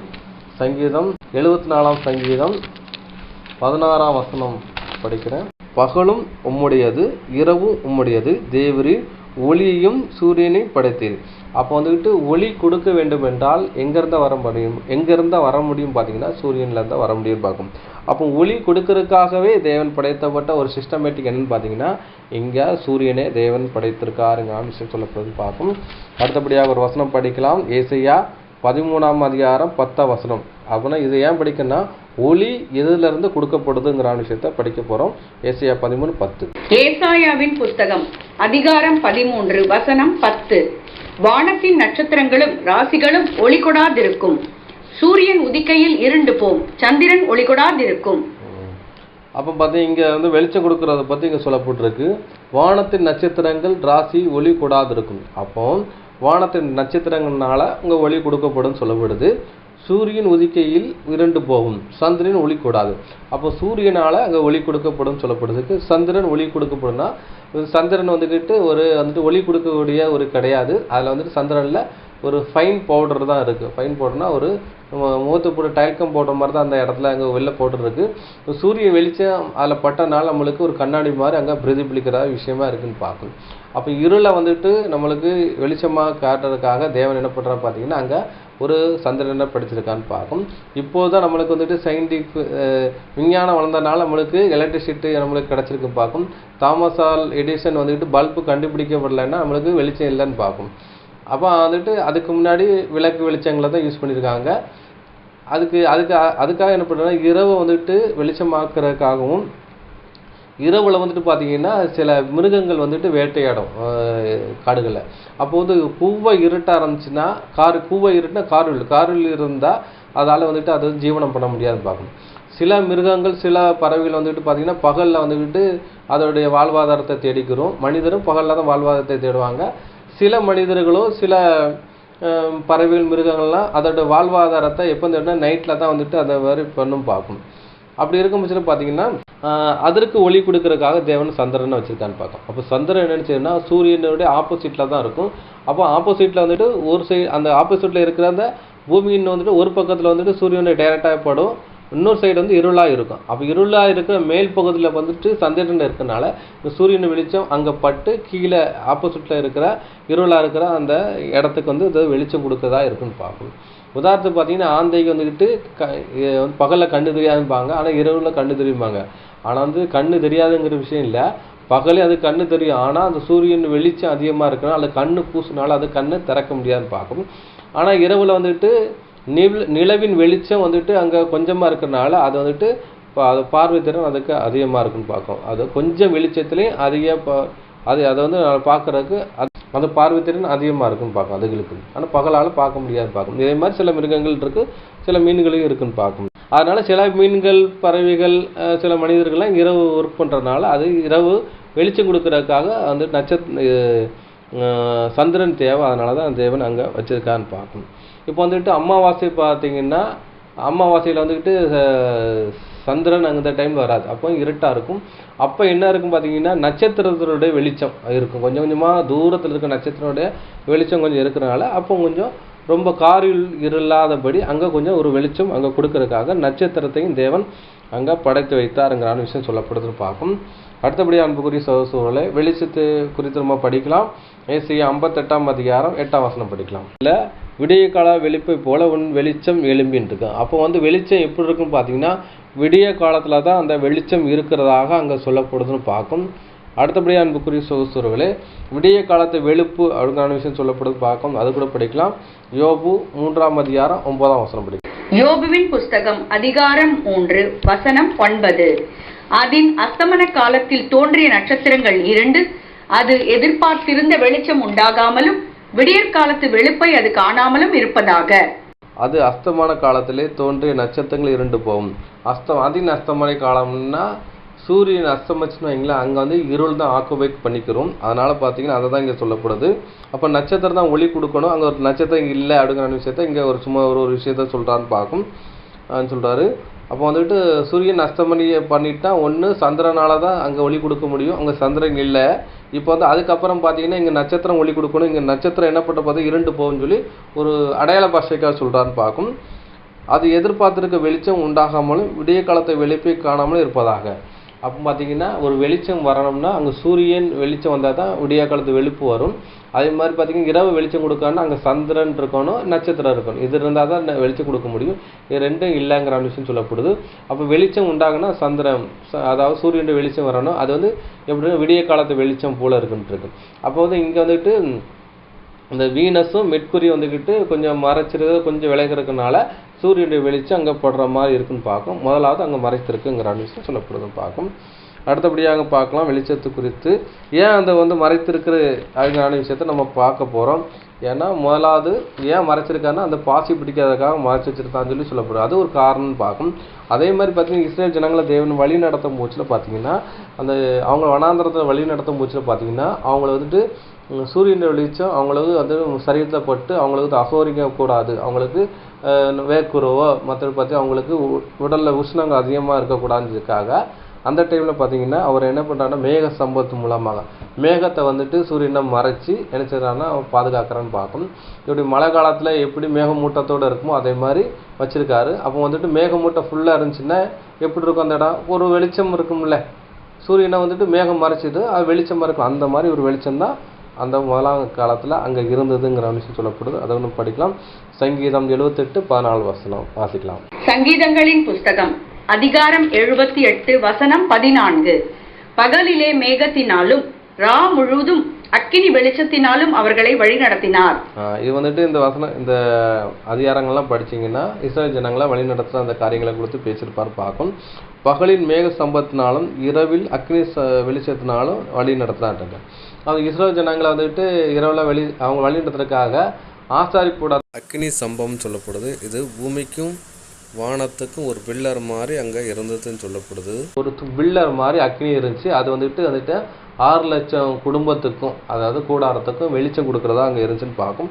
பகலில் வந்துட்டு பகலுடைய உஷ்ணம் அகோரம் வந்துட்டு அவங்கள தாக்காதபடி மேகத்தை வச்சு மறைச்சி அனுப்பிச்சிடாது அவங்கள பாதுகாத்து அங்கே கொண்டு போனாருங்கிற விஷயத்தை அங்கே சொல்லப்படுதுன்னு பார்க்கும்.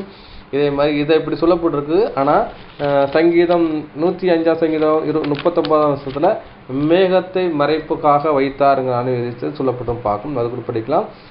சங்கீதம் 105:39. சங்கீதங்களின் புஸ்தகம் அதிகாரம் 105 வசனம் 39. அவர் மேகத்தை மறைவுக்காக விரித்து இரவை வெளிச்சமாக்குகிறதற்காக அக்கினியையும் தந்தார். அவர் மேகத்தை மறைவுக்காகவும் விரித்து இரவை வெளிச்சமாக அக்னி தந்தார். அப்போ பார்த்தீங்கன்னா அதாவது சூரியனுடைய வெளிச்சம் அவங்களுக்கு வந்துட்டு அகோரம் அது சூரியனுடைய வெளிச்சம் அவங்களுக்கு மேலே பட்டு அவங்களுக்கு வந்து உபாயதம் வந்து வரக்கூடாது. அவங்களுக்கு சூரியன் வெளிச்சம் பட்டுச்சுன்னா அதிக டேரெக்டாக பட்டுனா அவங்களுக்கு வேர்க்குருவோ இல்லாட்டா வேர்வு அதிகமாக வரும். அதனால் அவங்களுக்கு தொந்தரவு இருக்கக்கூடாதுக்காகவும் அதுக்கப்புறம் பார்த்தீங்கன்னா அதிக சூரிய வெளிச்சம் அவங்க படுறதுனால டேரெக்டாக படுறதுனால அவங்க மயங்கி விழுறதுக்கு கூட வாய்ப்பு இருக்குன்னு பார்க்கும். அதுக்காக என்ன பண்ணி ஒரு மேகத்தை மறைச்சி வச்சுருக்கான்னு பார்க்கும். அதனால் அப்போ என்ன செய்யுது அங்கே ஒரு வெளிச்சம் இருக்குன்னு பார்க்கும். அதே மாதிரி தான் அணிச்சது அந்த ஆதியாமத்தில் சொல்லப்பட்ட விஷயத்தில் மறைவுக்காகனா இங்கே ஏன் மறைச்சிருக்காருன்னு காரணத்தோடு மறைச்சிருக்காரு. அதே மாதிரி நாங்கள் சொல்லப்பட்ட மறைச்சி வச்சிருக்காருன்னா அங்கே பாசி பிடிக்கக்கூடாதுக்காக அங்கே மறைச்சி வச்சிருக்காருங்க விஷயம் சொல்லப்படுறதுன்னு பார்க்கும். அடுத்தபடி அன்புக்குரிய சொல்லி படிக்கலாம். ஆதியாகமும் 1ஆம் அதிகாரம் 4-5 வசனங்கள் படிக்கலாம். ஆதியாகமம் அதிகாரம் 1 வசனங்கள் 4 மற்றும் 5. வெளிச்சம் நல்லது என்று தேவன் கண்டார். வெளிச்சத்தையும் இருளையும் தேவன் வெவ்வேறாக பிரித்தார். தேவன் வெளிச்சத்துக்கு பகல் என்று பெயரிட்டார், இருளுக்கு இரவு என்று பெயரிட்டார். சாயங்காலமும் விடியற்காலமும் ஆகி முதல் நாள் ஆயிற்று. போதும் பார்க்கும். அன்புக்குரிய சகோதரர்களே, ஒரு விஷயத்தை நான் திருப்பி உங்கள்கிட்ட சொல்லுவேன். அது ஏன் சொல்கிறான்னா, ஏன்னா நீங்கள் பாடம் கேட்டுக்க வச்சுல கொஞ்சம் நீங்கள் வந்துட்டு மைண்டு நீங்கள் கொஞ்சம் வேறு எதையாவது சிந்திச்சாலோ வேறு ஏதாவது இது பண்ணாலும் உங்களுக்கு நான் சொல்கிற விஷயம் உங்களுக்கு தாற்பயம் புரிஞ்சுக்கிறான் போகிறதுக்காக தான் சில வசனங்களையும் சில சம்பவத்தையும் திருப்பி ரிப்பீட்டாக சொல்லுவேன். ரிப்பீட்டாக சொல்ல முடிச்சா நீங்கள் புரிஞ்சுக்கொள்ள முடியாத தான் சொல்கிறேன்னு பார்க்கும். ஏனென்றால் நீங்கள் ஒரு தடவை நீங்கள் ரெக்கார்டு கேட்பீங்க, அதோட நீங்கள் மறந்து போயிடுவீங்க. ரெண்டாவது திருப்பி கேட்பீங்களான்னு தெரியாது. அதனால் முதல்ல நீங்கள் கேட்கும் போச்சில் சொல்லப்பட்ட விஷயத்தை உங்கள் காதலை புகுத்துறதுக்காக தான் ஒரு தடவைக்கு 2 தடவை 3 தடவை என்ன சொல்லுவேன் அந்த மாதிரி ரிப்பீட்டாக சொல்லுவேன். அதை சர்ச்சை நீங்கள் சகித்து கொள்ளணும்னு பார்க்கும். ஏன்னா சிலர் பார்த்தீங்கன்னா ரொம்ப இன்டெலிஜென்ட்டாக இருப்பீங்க, சிலர் பார்த்தீங்கன்னா கொஞ்சம் மந்த புத்தியாக தான் இருப்பாங்க. அவங்களுக்கு ஒரு தடவைக்கு 2 தடவை சொன்னால் தான் புரியும் பார்க்கும். அதுக்காக தான் சில வசனங்களையும் சில காரியங்களையும் ரிப்பீட்டாக அங்கே சொல்ல வேண்டிய சூழ்நிலை இருக்குன்னு பார்க்கும். ஆனால் இப்படி சூழ்நிலை இருக்குது. இப்போ நம்ம என்ன படித்தோம் பார்த்தீங்கன்னா, ஆதியாகமம் 1:4-5 படித்தோம். என்ன படித்தோன்னா, வெளிச்சம் நல்லது என்று தேவன் கண்டார், வெளிச்சத்தையும் இருளையும் வெவ்வேறாக பிரித்தார் இருக்கு. அப்போ வெளிச்சம் வந்ததுக்கப்புறம் வெளிச்சத்தையும் இருளையும் 2ஆக பிரிக்கான் இருக்கும். அப்போ வெளிச்சம் வந்ததுனால பார்த்தீங்கன்னா சூரியன் ஒன்று விஷயம் இருக்குது அங்கே விஷயத்த சொல்கிறக்காக அங்கே வச்சார் பார்க்கும். அதாவது தேவன் வெளிச்சத்தை பகல் என்று பெயரிட்டார், இருளுக்கு இரவு என்று பெயரிட்டார். சாயங்காலம் விடிய காலம் வச்சு 3ஆம் நாள் ஆச்சு. இப்போ என்ன பண்ணுறான்னா முதல்ல சூரியன் வெளிச்சத்தை உள்ளே கொண்டு வரான்னு பார்க்கும். கொண்டு வந்ததுக்கப்புறம் என்ன சொல்கிறான்னு பார்த்தீங்கன்னா வந்துட்டு வெளிச்சம் படுற இடத்த என்ன பண்ணுறான்னா அதை பகல் என்று பார்க்கும். அதாவது வெளிச்சம் இல்லாத பக்கத்தில் இரவு என்று பேர் வைக்கிறான்னு பார்க்கும். அப்போ சூரியன் ஒரு பக்கத்தில் வந்துக்கிட்டு வெளிச்சம் படும், அது 12 மணி நேரம் சூரியன் வெளிச்சம் டைரெக்டாக இருந்தால் அது வந்துக்கிட்டு வெளிச்சம் பட்டால் அது வந்து பகல் என்று பெயர், வெளிச்சப்படாத இடத்த இரவு என்று பெயருங்கிறான விஷயத்த அதுக்கு ஒரு பேர் வைக்கிறான்னு பார்க்கும். வெளிச்சம் படுற இடத்துக்கு பகல் என்ற ஒரு பெயரும் வெளிச்சம் படாத இரவு என்று பெயர்னு சொல்லி ஒரு பேர் சூட்டு விழாவை அங்கே செய்கிறான்னு பார்க்கும். அதுக்கப்புறம் என்ன பண்ணுறான்னு பார்த்தீங்கன்னா அது வந்து முதலாம் நாள் ஆயிடுச்சு அப்படிங்கிற விஷயம் சொல்லப்பட்டிருக்கு. சாயங்காலம் விடிய காலம் சேர்த்து முதலாம் நாள் ஆயிடுச்சு அப்படிங்கிற விஷயம் சொல்லப்படுது. இப்போ சிலருக்கு வந்து ஒரே டவுட்டாக இருக்கும், என்னென்னா சாயங்காலம் விடிய காலம் சேர்த்து எப்படி ஒன்றாம் நாள் ஆக முடியும்? சாயங்காலம் 6 மணிக்கு ஸ்டார்ட் ஆகுது, சூரிய அஸ்தமனத்துக்கு அப்புறம் ஸ்டார்ட் ஆகி விடிய காலம்னா காலையாயிரும் பார்க்கும். காலைல 6 மணி விடிஞ்சு சூரிய உதயமாயிரும் பார்க்கும். மாலை 6 to காலை 6 மணி வரை பார்த்தீங்கன்னா 12 மணி நேரம் தானே ஆச்சு. 6 to 6 12 மணி நேரம் தானே ஆச்சு. அது எப்படி ஒரு நாள் ஆக முடியும்? ஏன்னா 1 டேங்கிற விஷயம் பார்த்தீங்கன்னா 24 மணி நேரம் ஆனால் தான் 1 டேங்கிறான ஒரு கணக்கு வருது. இது எப்படி சாத்தியமாகும்னு சொல்லி சிலருக்கு ஒரு கேள்விக்குறியாக தான் வரும் பார்க்கும். வேதத்தை வந்துக்கிட்டு முறையாக படிக்காதவங்களுக்கு இது ஒரு கேள்விக்குறியாக தான் வரும் பார்க்கும். இது எப்படி நம்ம புரிஞ்சுக்கலாம்னு பார்த்தீங்கன்னா இது வந்துக்கிட்டு மோசைகிட்ட தான் சொல்லியிருக்காரு. அப்போ மோசை வந்துக்கிட்டு அவங்க வந்துட்டு சந்திர காலண்டரை யூஸ் பண்ணாங்க. அவங்க என்னென்னா ஒரு நாளின் துவக்கம் வந்துட்டு மாலை, அதாவது சூரியன் அஸ்தமித்ததுலேருந்து மாலை 6 மணிலேருந்து மறுநாள் சாயந்தரம் 6 மணி வரைக்கும் உள்ள அந்த காலப்பகுதி தான் சொல்லப்படுது. அதுதான் 1 டே, 24 மணி நேரத்தை அடையாளப்படுது. அவன் இரவும் விடிந்த காலப்பகுதியும் இருக்கும். இரவு பகுதி ஒரு 12 மணி நேரமும் விடிந்த காலப்பகுதியான 12 மணி நேரம் சேர்த்து தான் என்றது ஒரு நாளுங்கிற விஷயத்தை அங்கே சொல்லப்படுதுன்னு பார்க்கும். அது ஆங்கிலத்தில் என்ன போட்டிருக்கு பார்த்தீங்கன்னா the evening and the morning அப்படின்னு சொல்லப்பட்டிருக்கு. அப்போ ஈவினிங் த மார்னிங் அப்போனா இரவும் பகலும்ங்கிறான விஷயத்தை அங்கே சொல்லப்படுதுன்னு பார்க்கும். நம்ம எப்பவும் என்ன சொல்லுவோம்னா பகலும் இரவும் தானே சொல்லுவோம், டே நைட்டுன்னு சொல்லுவோம். ஆனால் வந்துட்டு இஸ்ரேல் ஜனங்கள் என்ன சொல்லுவாங்கன்னா டே எதாவது நைட் டே அப்படிங்கிற விஷயத்தை அவங்க சொல்லுவாங்க பார்க்கும். அதான் எப்படின்னா ஈவினிங் த ஈவினிங் அண்ட் மார்னிங்கிறான விஷயம் சொல்லுவாங்க. எவ்ரி பதத்தில் அது வந்து புரோக்கர்னு சொல்லுவாங்கன்னு பார்க்கும். மார்னிங் என்றால் புரோக்கர்னு அர்த்தம். ஹைச்சு 12:42 சொல்லப்பட்டிருக்கு. இதுக்கு என்ன சொல்லப்பட்டிருக்கு பார்த்தீங்கன்னா அந்த மார்னிங்க்கு ஆஃப் கம்மிங் ஆஃப் சன்ரைஸ் அப்படின்னு இருக்கு. அப்போ வந்து மார்னிங் அப்படின்னு சொல்லப்பட்டிருக்கு. அப்போ விடியற் காலம் சொல்லி அங்கே மார்னிங் சொல்லப்பட்டு அது வந்துட்டு சூரிய உதயம் வர்ற விஷயத்தை அடையாளப்படுது. விடிய காலம்னா சூரியன் வெளிச்சம் வர்ற விஷயம் அந்த 12 மணி நேரம் இரவு 12 மணி நேரம் சேர்த்து தான் 1ஆம் நாள் ஆச்சு. அதாவது இது வந்து 24 மணி நேரங்கிறான விஷயத்தை அங்கே சொல்லப்படுதுன்னு பார்க்கும். இஸ்ரேல் ஜனங்கள் வந்துக்கிட்டு பார்த்தீங்கன்னா ஒரு நாளின் துவக்கம் வந்துக்கிட்டு சாயந்தரம் ஈவினிங் சன்செட்டு அதிலேருந்து அடுத்த நாள் வந்துக்கிட்டு சன்செட்டு வரைக்கும் அதாவது மாலை பொழுது சூரியன் அஸ்தமனிக்க வரைக்கும் ஒரு நாளுங்கிறான விஷயம் சொல்லப்படுது. அதை கூட படிக்கலாம். லேவியராகமம் 23ஆம் அதிகாரம் 32ஆம் வசனம். லேவியராகமம் அதிகாரம் 23 வசனம் 32. அது உங்களுக்கு விசேஷித்த ஓய்வு நாள், அதில் உங்கள் ஆத்துமாக்களை தாழ்த்தப்படுத்த வேண்டும்.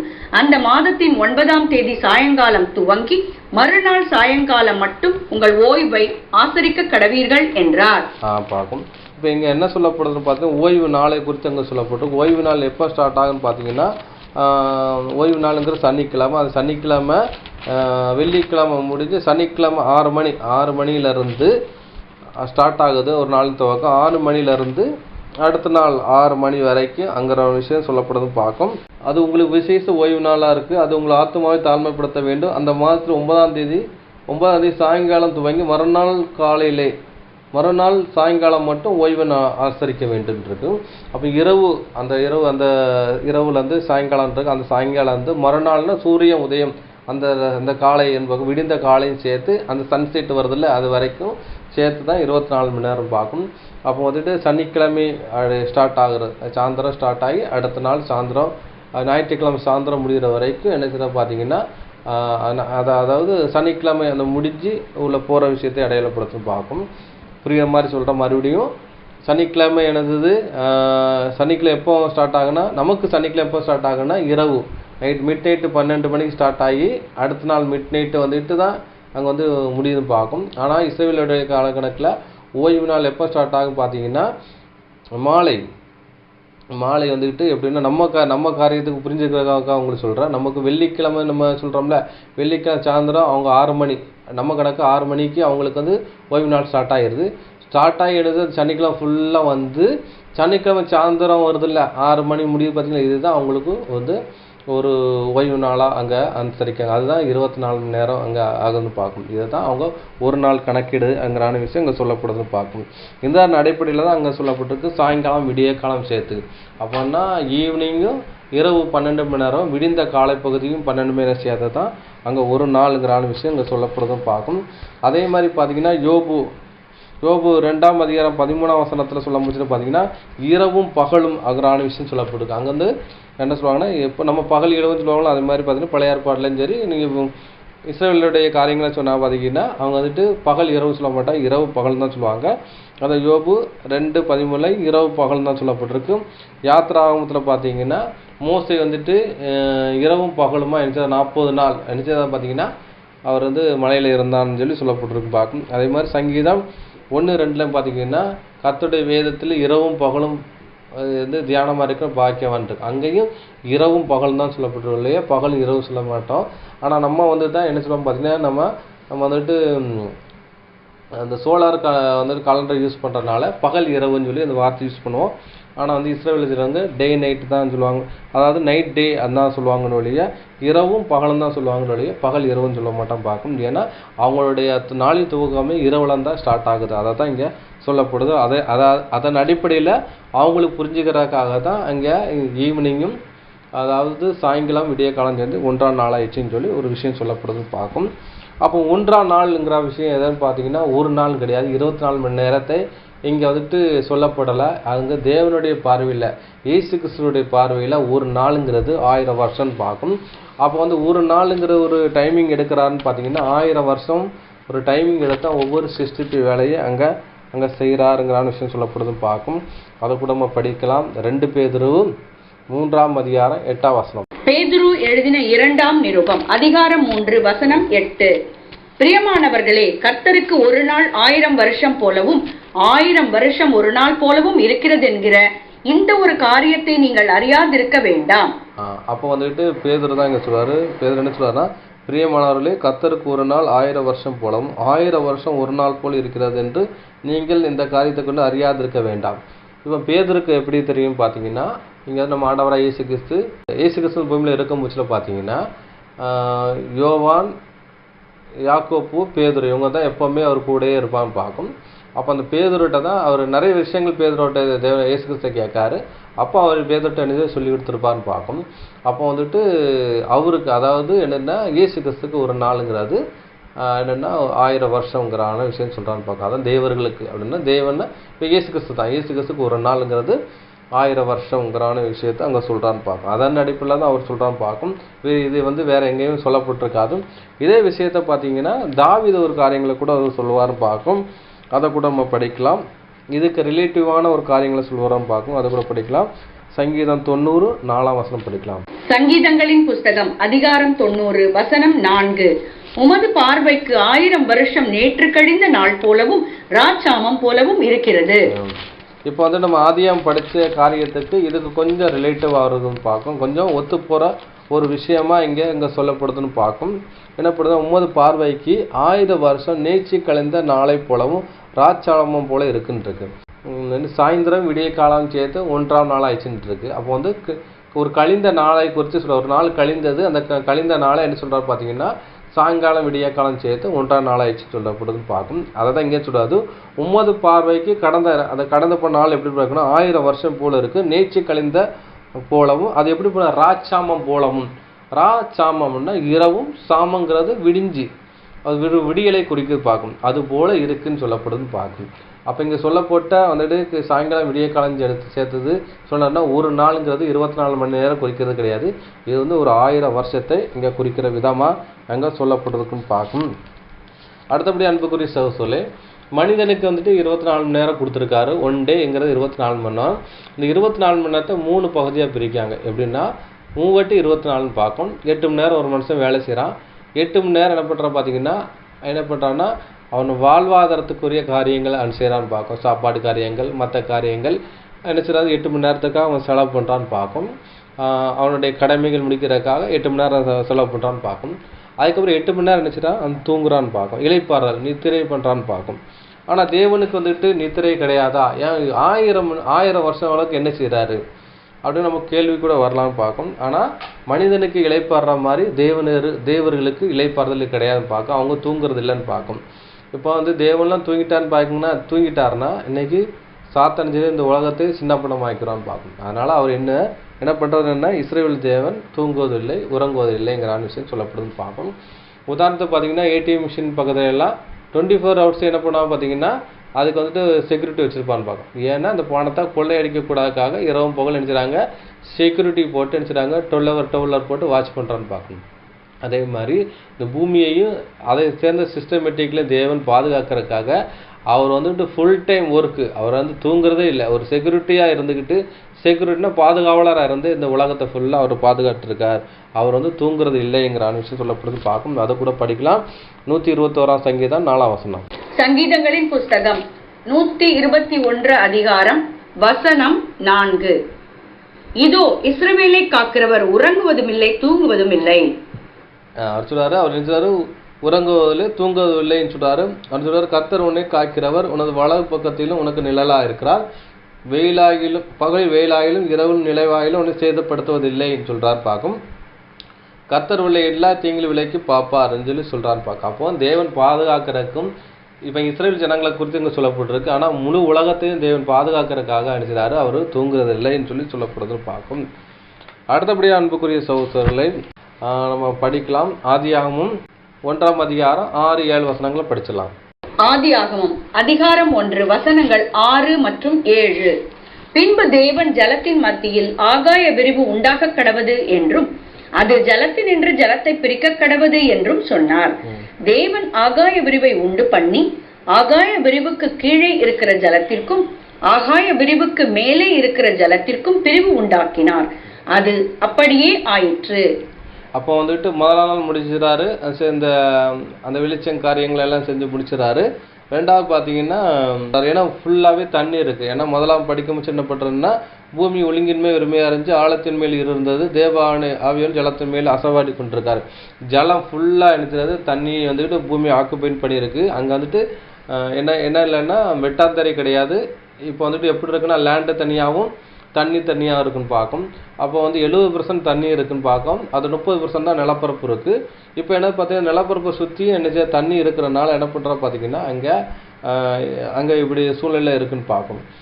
அதனால் பார்த்தீங்கன்னா என்ன பண்ணுறாரு பார்த்தீங்கன்னா அவர் 2 விஷயங்களை அங்கே அந்த பிரிக்கிறான்னு பார்க்கும். இப்போ வந்துட்டு தண்ணியை 2ஆக பிரிக்க போகிறோம். பிரிக்க முடிச்ச பற்றி இப்போ வந்துட்டு என்னென்னா இப்போ இருக்க சிஸ்டமேட்டிக்கே சொல்கிறேன். இப்போ லேண்டு தனியாக இருக்குது, தனியாக பிரித்து அங்கே சமுத்திரம் சொல்லப்பட்டு இங்கே சென்டரில் என்னது லேண்ட் இருக்குது பார்க்கும்.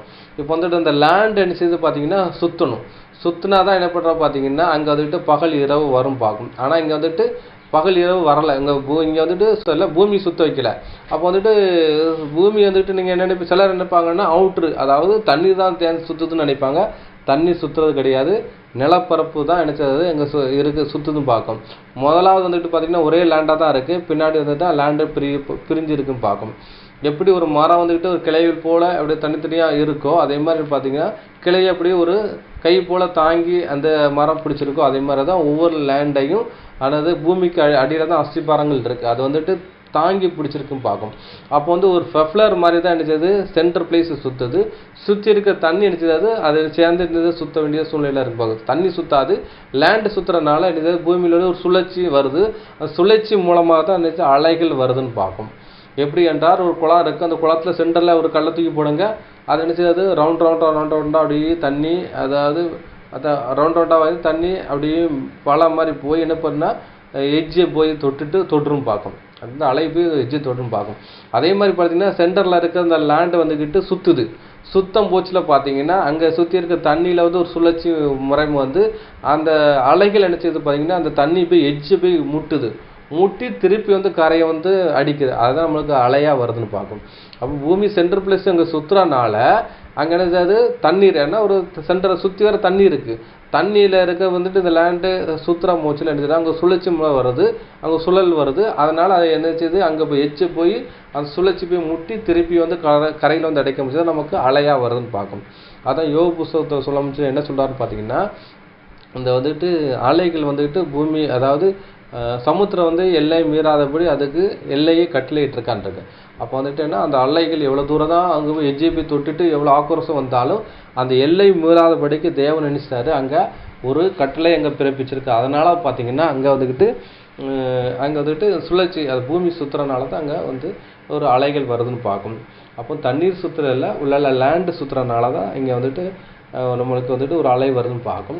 அப்போ இந்த லேண்டு சுற்றுறனால தான் நமக்கு வந்து இரவும் பகலுங்கிறான ஒரு விஷயமே அங்கே நடக்குன்னு பார்க்கும். இப்போ வந்துட்டு இந்த பூச்சக்கரத்தை வந்து சுத்த விடலை, இப்போ வந்து இப்படி தான் இருக்குது. அதுக்கு சுத்த வைக்க போச்சுன்னா நம்ம அந்த காரியங்கள்லாம் நினச்சோன்னா நம்ம பார்க்கலான்னு பார்க்கும். இப்போ என்ன பண்ணுறா பார்த்தீங்கன்னா, ஃபுல் தண்ணி இருக்குது. இப்போ தண்ணியை பிரித்து என்ன பண்ணுறாரு பார்த்தீங்கன்னா, ஆகாய மண்டலத்தில் போய் வைக்கிறான்னு பார்க்கும். என்ன சொல்கிறாரு, பின்பு தேவன் ஜலத்தின் மத்தியிலே ஆகாவிரியை உண்டாக்கடவு என்றார், அது ஜலத்திலிருந்து ஜலம் பிரிக்கப்படுவது என்றார். அப்போ வந்துட்டு ஃபுல்லாக தண்ணி இருக்குது, அந்த தண்ணியை பிரித்து மேலே வைக்கிறான்னு பார்க்கும். அந்த தண்ணிக்கு மேலே அடிச்சுட்டா பார்த்தீங்கன்னா அங்கே ஒரு ஆகாய விரிவு வைக்கிறான்னு பார்க்கும். அது வந்து வார்ப்பிக்கப்பட்ட கண்ணாடியை போல் வைக்கிறான்னு பார்க்கும். ஏன் வைக்கிறான்னு பார்த்தீங்கன்னா, இஸ்ரேல் ஜனங்களை வந்துக்கிட்டு அந்த வெயிலின் அகோரத்தை தாங்காதபடி என்ன செய்யறது பார்த்தீங்கன்னா, அவங்களுக்கு வந்து மேகத்தை மறைவாக வச்சு என்ன செய்யறது, அந்த மக்களை பாதுகாத்தாரும் பார்க்கும். அதே மாதிரி பார்த்தீங்கன்னா, முதலாம் உலகத்தில் நினச்சது அந்த ஆதாம் ஏவாளுக்கும் அந்த சந்ததிக்கு வந்துட்டு வெயிலுடைய அகோரத்தை வந்துட்டு பாதுகாக்கணும். அகரத்தை வந்து வெயிலுடைய அகோரத்தை வந்து தாங்கி கொள்ளணும். அதனால் இப்போ தான் டைரெக்டாக சூரியன் ஒளியும் அங்கே படலை. ஏன்னா அவங்களுடைய ஸ்கின் எப்படி பார்த்தீங்கன்னா, குழந்தை, அதாவது ஒரு பிறந்த குழந்தையோட ஸ்கின் எப்படி இருக்கும் அதே மாதிரி தான் அவங்களுடைய ஸ்கின் இருக்குது. அதனால் அது போட்ட பார்த்தீங்கன்னா அவங்க வந்துட்டு என்னென்னா அதிக வெக்கை அவங்களோட வந்துட்டு தாங்கி கொள்ள முடியாது. அதனால் என்ன பார்த்தீங்கன்னா, சூரியனை மறைக்கிறதுக்காக என்ன சூரியனுடைய வெயில் டைரெக்டாக படாதபடி மேலே தண்ணியை கொண்டு வச்சுறாரு. அந்த தண்ணிக்கு மேலே வந்துட்டு வார்ப்பிக்கப்பட்ட கண்ணாடி மாதிரி ஒரு ஆகாய மண்டலத்தை விரித்து அதுக்கு மேலே அடிச்சதாவது தண்ணி வச்சுறான்னு பார்க்கணும். எப்படி என்றால், மீன் தொட்டிக்கு அடிச்சது பார்த்தீங்கன்னா, மீன் தொட்டியில் தண்ணி இருக்கும், வெளியே டிரான்ஸ்பரண்ட்டாக தெரியும். அப்படி தானே, ஒரு பாத்திரம் இருக்குது, ஒரு பாத்திரத்தில் ஒரு சில்வர் பாத்திரம் தண்ணி ஊற்றுறதுக்கும் ஒரு கண்ணாடி பாத்திரத்தில் தண்ணி ஊற்றுறதுக்கும் வித்தியாசம் இருக்குன்னு பார்க்கும். ஒரு தொட்டியில், அதாவது சிமெண்ட் தொட்டியில் ஒரு மீனை போட்டு வளங்க, அதை வந்து அவ்வளோ ரசிக்கிறமாக இருக்காது. அதே வரைக்கும் அதே தண்ணியை ஒரு பீங்கான் தொட்டி, அதாவது ஒரு கண்ணாடி தொட்டிக்குள்ள தண்ணியை நிரப்பி அதில் மீன் போட்டிங்களா பார்க்க அழகாக இருக்குன்னு பார்க்கும். அதாவது அந்த மீனுக்கு நம்ம வெளியே இருக்கிற மனுஷன் தெரியும் அது பார்த்தீங்கன்னா நம்மளுக்கும் அதை என்ன செய்வது நமக்கு தெரியும் பார்க்கும். உதாரணத்துக்கு பார்த்தீங்கன்னா மீன் இருக்குது, மீன் தொட்டியில் போய் கை வைங்க, மீன் பயப்படும். ஏன்னா நம்ம அது உள்ளேருந்து வெளியே பார்க்க முடியும், அதே மாதிரி வெளியே இருந்து நம்ம உள்ளே பார்க்க முடியும். அப்படி ஒரு சூழ்நிலை இருக்குது. அதே மாதிரி பார்த்தீங்கன்னா சூரியன் வெளிச்சம் வந்துட்டு அந்த தண்ணீரை ஊடுருவி வருது. ஆனால் அதுக்கு கீழே ஒரு ஆகாய மண்டலம் மாதிரி கெட்டியான ஒரு கண்ணாடி மாதிரி ஒரு லேயர் இருக்காரு. அதனால் வந்து அது தடுத்து அங்கே இருக்குன்னு பார்க்கும். அப்படி ஒரு விஷயத்த வச்சுருக்கான்னு பார்க்கும். சொல்லிட்டு தேவன் ஆகாய விரிவை உண்டு பண்ணி ஆகாய விரிவுக்கு கீழே இருக்கிற ஜலத்திற்கும் ஆகாயம் மேலே இருக்கிற ஜலத்திற்கும் பிரிவு உண்டாயிடுச்சு. அப்படி ஆயிடுச்சு. ஆகாயத்து மேலே ஒரு தண்ணி இருக்குது, ஆகாயத்துக்கு கீழே இருக்குது தண்ணி இருக்குது. அப்போ ஆகாயத்துக்கு கீழே இருக்கிற தண்ணி இருக்குது பார்த்தீங்களா, அந்த ஒரு இடத்துல சேரவும் அந்த சமுத்திரம் ரெண்டு பேர் இருக்கிறான்னு பார்க்கும். ஆகாயத்து மேலே ஏன் அந்த தண்ணீரை வச்சுருக்குன்னா, ஒரு குளிர்ச்சியான ஒரு அனுபவத்துக்காக அங்கே வச்சுருக்கான்னு பார்க்கும். அதுக்கப்புறம் பார்த்தீங்கன்னா, நோவா காலத்தில் வந்து கீழ்ப்படியாமல் அந்த தேவ தூதர்களையும் கீழ்ப்படியாமல் மனிதனை அழிக்கும்படியாக தேவன் அன்னைக்கு வானத்தில் தண்ணியை வச்சுருக்கான்னு பார்க்கும். ஏன்னா அந்த தண்ணீரை வச்சு தான் தேவன் செய்கிறது, ஜலப்பிரயத்தினால அந்த தண்ணியை திறந்து விட்டு ஃபுல்லாக நினச்சது பார்த்தீங்கன்னா பூமியை தண்ணி நிரப்பி அங்கே அழித்து போட்டதுங்கிற விஷயம் சொல்லப்படுதுன்னு பார்க்கும். 40 நாள் பெஞ்சு இந்த பூமியை ஃபுல்லாக, அதாவது மலைகள் முங்கத்தக்க அங்கே வந்துக்கிட்டு மழை பெஞ்சுன்னா அங்கே வந்து அழிக்க போகிறது இல்லை. வானத்தில் இருந்த தண்ணீர் அந்த மகுத்தட்டுக்களை திறந்து விட்டனால தான் அங்கே தண்ணி ஃபுல்லாக சமுத்திரத்தை இறங்கி ஃபுல்லாக நிறைஞ்சி அடிச்சது, ஃபுல்லாக அழிச்சது, அங்கே அழிச்சிதுன்னு பார்க்கும். எப்படி என்றால், முதல்ல பூமியில் என்ன இருந்துச்சு, ஃபுல்லாக தண்ணி இருந்துச்சு, எல்லா மலைகள் முழுக்கத்தக்க தண்ணி இருந்துச்சு. அப்படி தானே, அதே அனுபவத்தில் தான் என்ன பண்ணுறா பார்த்தீங்கன்னா, நோவா காலத்தில் என்ன பண்ணுறா பார்த்தீங்கன்னா, ஏற்கனவே தண்ணீரை மேலே கொண்டு வச்சுருந்தாரில் அந்த தண்ணீரை திறந்து விட்டனால மழை முழுக்கத்தக்க தண்ணீரை வந்து அந்த தேவனை வச்சு அதை வச்சு அழிச்சான்னு பார்க்கணும். அதுக்காக தேவன் நினைச்சாரு அந்த தண்ணீரை மேலே கொண்டு வச்சிருக்கான்னு பார்க்கணும். இங்கே ஒரு கேள்வி கூட வரலாம், என்ன பிரதர் அப்படிலாம் ஒரு வாய்ப்பு இருக்கா அப்படின்னு பார்த்தீங்கன்னா, கண்டிப்பான முறையில் ஒரு வாய்ப்பு இருக்குன்னு பார்க்கும். தேவனுக்கு எல்லாமே தெரியும்னு பார்க்கும். நம்மளை உட்கார்றதுல எழுந்திருக்கிற தேவன் அறிந்திருக்கான்னு பார்க்கும். நம்மளை தேவன் எப்போ முன் குறித்திருக்கார்? இன்னைக்கு சத்தியத்தில் வர்றது தேவன் இன்னைக்கு எதர்ச்சியாக முடிவு பண்ணல, உலகம் தோற்றத்துக்கு முன்பாக நம்மளை என்ன முன் குறித்திருக்காருன்னு சொல்லப்பட்டிருக்கு. அதனால் பார்த்தீங்கன்னா எழுதப்பட்ட ஸ்கிரிப்டில் என்ன எழுதிருக்கோ அதன்படி தான் இங்கே சம்பவிக்குன்னு பார்க்கும். அதான் என்ன சொல்லுவார், இயேசு கிறிஸ்து பூமியில் வர்றது கூட ஸ்கிரிப்டில் எழுதப்படுதான். அதான் புஸ்தகஸ்தூரில் என்ன குறித்து எழுதப்பட்டிருக்கு, இதோ நான் வருகிறேன்ங்கிற விஷயம் சொல்லப்படுதும் பார்க்கணும். அப்போ அந்த பூமி தோன்ற விஷயம், மாதாவியல் படக்கிற விஷயம், 6000 வருஷம் என்னெல்லாம் சம்பவிக்கோ எல்லாமே என்னப்பட்டிருக்குன்னா அந்த புஸ்தகஸ்தூரில் எழுதப்பட்டிருக்கு. அப்போ புஸ்தகஸ்தூரில் என்ன எழுதப்பட்டிருக்குன்னா, அந்த ஸ்கிரிப்டில் என்ன எழுதப்பட்டிருக்குன்னா, ஆதாம் ஏவாள் பாவம் செய்வாங்க, தேவதூதர் விழுந்து போவாங்க, அதுக்கப்புறம் மனித குலத்தை பாவம் செய்ய வச்சு அவங்க அசுசந்ததியை மாறுவாங்க. அப்படி இருக்கும் பட்சத்தில் தேவன் ஜலத்தினால் அழிப்பார். அதனால் அந்த ஜலங்கிறது மேலே தேவன் வச்சுருக்காரு. எல்லாமே என்ன செய்யறது, தேவனுடைய திட்டத்தின்படி தான் என்னப்பட்டது அவர் வச்சுருக்கான்னு பார்க்கும். அதனால தான் முதலாம் உலகத்தில் தண்ணீரை என்ன செய்கிறாரு, அவங்க மேலே வச்சுருக்கான்னு பார்க்கும். அதை தான் அங்கே சொல்லப்படுது, தண்ணீரை வச்சுருக்காருங்கான விஷயம் சொல்லப்படுது. அதுவும் நம்ம படிக்கலாம், வசனத்தோடு நம்ம படிச்சிடலாம். எரேமியா 51 அதிகாரம் 16 வசனம் படிக்கலாம். எரேமியாவின் புஸ்தகம் அதிகாரம் 51 வசனம் 16. அவர் சத்தமிடுகையில் திரளான தண்ணீர் வானத்தில் உண்டாகிறது. அவர் பூமியின் எல்லைகளிலிருந்து மேகங்களை எழும்ப பண்ணி மழையுடனே போதும் பார்க்க. அப்போ என்ன, அவர் சத்தமிடுகையில் திரளான தண்ணீரில் வானத்தில் உண்டாகிறது அவர் அப்படி சொல்லப்பட்டிருக்கு. அப்போ பார்த்தீங்கன்னா அவர் சத்தமிடுகையில் அவர் சத்தமிடுகையில் திரளான தண்ணீர் வானத்தில் உண்டாயிருது. அப்போ கீழே இருக்க தண்ணி மேலே எழும்ப கடவுது, மேலே இருக்க கடவுதுன்னு சொன்னாலும் அங்கே மேலே இருக்குன்னு பார்க்கணும். எப்படி என்றால் இப்போ உள்ள தண்ணி வேப்பரேட் ஆகி என்ன பண்ண பார்த்தீங்கன்னா மேகங்களுக்கு மேலே எடுத்து வச்சிருக்குது, அதுக்கு மழையாக புரியுது. இதெல்லாம் தேவன் செஞ்ச ஒரு சிஸ்டமேட்டிக்னு பார்க்கணும். அதே மாதிரி தேவன் ஒரு வார்த்தை சொல்கிறாரு, கீழே இருக்க தண்ணி மேலே இருக்க கடவுன்னு சொல்கிறாரு. அதே மாதிரி ஆகாய விருவத்துக்கு மேலே போயிடுது. அதுக்கப்புறம் ஆகாய தண்ணி இருக்கிற கீழே ஒரு ஆகாய விரைவு உண்டாக்கி அதை நினைச்சாரு தாங்கி பிடிக்கிற மாதிரி விஷயம் வச்சுருக்கான்னு பார்க்கணும். ஏன்னா சும்மா போய் அங்கே தண்ணி இருக்காது, அங்கே பார்த்தீங்கன்னா அங்கே தாங்கி பிடிக்கிறதுக்கு ஆகாய மண்டல் மாதிரி கெட்டியான ஒரு வார்ப்பிக்கப்பட்ட ஒரு ஆகாய விரிவை வைக்கிறார். ஒரு மீன் தொட்டிக்கு எப்படி ஒரு கண்ணாடி இருக்கோ அவர் ஒரு நல்ல ஃபுல்லாக ஒரு 10 mm 12 mm கிளாஸில் ஒரு மீன் தொட்டி வச்சுருந்தா எப்படி இருக்கும், நல்ல ஸ்ட்ராங்காக இருக்கும். அதே மாதிரி ஒரு நல்ல ஒரு கெட்டியான அனுப்பிச்சிடா ஒரு ஆகாய மண்டலத்தை விரித்து அதுக்கு மேலே தண்ணியை பரப்பி வச்சுருக்காருங்கிறான விஷயத்த அங்கே சொல்லப்படும் பார்க்கும். அப்போ தண்ணீரெல்லாம் மேலே போக கட்டளையிடுறாரு. அது மேலே போய் நினைச்சிடாருன்னா அந்த ஆகாய மண்டலத்தில் வார்ப்பிக்கப்பட்ட கண்ணாடிக்கு மேலே போய் அங்கே போய் செட்டில் ஆகுதுன்னு பார்க்கும். ஒரு வசனம் கூட படிக்கலாம். சங்கீதம் 104 சங்கீதம் 3 வசனம் சொல்லப்படுது. இதில் என்ன பட்டிருக்குன்னா அவர் தண்ணீராலே மச்சி பாவித்து அங்கே விஷயம் சொல்லப்படுதுன்னு பார்க்க படிச்சிடலாம். சங்கீதங்களின் புஸ்தகம் அதிகாரம் 104 வசனம் 3. தமது மேல் வீடுகளை தண்ணீர்களால் மச்சுப்பாவி மேகங்களை தமது ரதமாக்கி காற்றினுடைய செட்டைகளின் மேல் செல்லுகிறார். அவர் தமது மேல் வீடுகளை தண்ணீர்லாம் மச்சு பாவித்துட்டு. அப்போ முதலாம் உலகம் சொல்லப்பட்ட அந்த இடத்துல என்ன பண்ணுறாருன்னா மேல் வீடு அப்படின்னு பார்த்தீங்கன்னா மேலே அடிச்சுறாரு ஒரு மச்சு பாவிச்சு. மச்சுன்னா காங்கிரீட் நம்ம சொல்கிறோம்ல, அதே தான் முன்னாடி மச்சுப்பா வீடுன்னு மச்சுப்பா வீடுன்னா மேலே ஒரு காங்கிரீட் போடுற விஷயத்தை இடையப்படுத்துன்னு பார்க்கும். அப்படின்னா சமதளமான இதை தான் மச்சுப்பான்னு சொல்லுவாங்க பார்க்கும். அதே மாதிரி பார்த்தீங்கன்னா அங்கே மேல் வீட்டை தண்ணீர்னால மச்சு பாவிச்சுன்னா சமதளமான ஒரு விஷயமா அனுப்பிச்சிடாரு அங்கே ஒரு சாவிச்சார்னு பார்க்கும். அது என்ன பண்ணுன்னா வார்ப்பிக்கப்பட்ட கண்ணாடி மாதிரி ஒரு லேயர் ஃபார்ம் பண்ணி தான் அதுக்கு மேலே அங்கே வச்சுருக்கான்னு சொல்லி இங்கே சொல்லப்படுதுன்னு பார்க்கும். அதை கூட நம்ம படிக்கலாம். ஆகாய மண்டலத்தில் உள்ள தண்ணீர்களே அது துதியுங்கள்னு சொல்ல பார்க்கும். ஆகாய மண்டலத்தில் ஒரு வார்ப்பிக்கப்பட்ட கண்ணாடி மாதிரி இருக்குது, அந்த மண்டலத்தில் மேலே தான் தண்ணீரை வச்சுருக்காங்கிற விஷயம் சொல்லப்படுது பார்க்கும். அதை கூட படிக்கலாம். சங்கீதம் 148 சங்கீதம் 4 வசனம் படிக்கலாம். சங்கீதங்களின் புஸ்தகம் அதிகாரம் 148 வசனம் 4. வானாதி வானங்களே அவரை துதியுங்கள், ஆகாய மண்டலத்தின் மேலுள்ள தண்ணீர்களே அவரை துதியுங்கள். அவர் சிருஷ்டிப்பின் வரலாறு குறித்து இங்கே சொல்லியிருப்பார். தூதர்களை அவரை துதியுங்கள், அதுக்கு சூரியன் சந்திரரை அவரை துதியுங்கள், சகல நட்சத்திரங்களை துதியுங்கள், வானாதி வானங்களை அவரை துதியுங்கள்னு சொல்லிட்டு ஆகாய மண்டலத்தில் உள்ள தண்ணீரில் துதியுங்கள். இது முதலாம் உலகத்தில் உள்ள காரியங்களை அவர் சொல்கிறான்னு பார்க்கணும். அப்போ ஆகாய மண்டலத்தில் தண்ணீர்களே அவர் துதிங்கன்னா முதலாம் உலகத்தில் ஆகாய மண்டலத்துக்கு மேலே அங்கே தண்ணீரை வைத்திருந்தாருங்கிற விஷயத்த அங்கே சொல்லப்படுதுன்னு பார்க்கும். அதை கூட நம்ம படிச்சிடலாம். அது வார்ப்பிக்கப்பட்ட கண்ணாடி போல இருந்ததுங்கிற விஷயம் சொல்லப்படுதுன்னு பார்க்கும். யோபு 37 அதிகாரம் 18 வசனம். யோபுவின் புஸ்தகம் அதிகாரம் 37 வசனம் 18. வார்க்கப்பட்ட கண்ணாடியை போல் கெட்டியான ஆகாய மண்டலங்களை நீர் அவரோட கூட இருந்து விரித்தீரோ. வார்ப்பிக்கப்பட்ட கண்ணாடியை போல கெட்டியான ஆகாய மண்டலத்தை நீர் அவரோட சேர்ந்து கூட சேர்ந்து விருத்திரும் இருக்கு. அப்போ பார்த்தீங்கன்னா முதலாம் உலகம் சொல்லப்பட்ட அந்த ஆகாய விரிவு உண்டாக்கி ஆகாய விரிவுக்கு மேலே இருக்கிற ஜலத்திற்குன்னு இருக்கு. அப்போ அந்த ஆகாய விரிவு எப்படி இருக்குன்னு பார்த்தீங்கன்னா வார்ப்பிக்கப்பட்ட கெட்டியான ஒரு கண்ணாடி போல இருக்குது. அந்த கண்ணாடிக்கு மேலே தான் தண்ணீர் வச்சுருக்கான்னு பார்க்கணும். இப்படி ஒரு சூழ்நிலை இருக்குது. அப்போ பார்த்தீங்கன்னா சூரிய வெளிச்சம் தண்ணீரில் ஊடுருவி தான் என்ன பண்ணு பார்த்தீங்கன்னா இங்கே எங்கன்னா பூமிக்கு வருங்கிற விஷயம் சொல்லப்படுதுன்னு பார்க்கும். அப்போ அந்த தண்ணீரை தாங்கி பிடிக்கிறதுக்காக அங்கே என்னென்னா ஆகாய மண்டலங்கிறதான விஷயம் அது கெட்டியான ஒரு கண்ணாடி போல் அங்கே இருக்குங்கிறான விஷயம் சொல்லப்படுதுன்னு பார்க்கும்.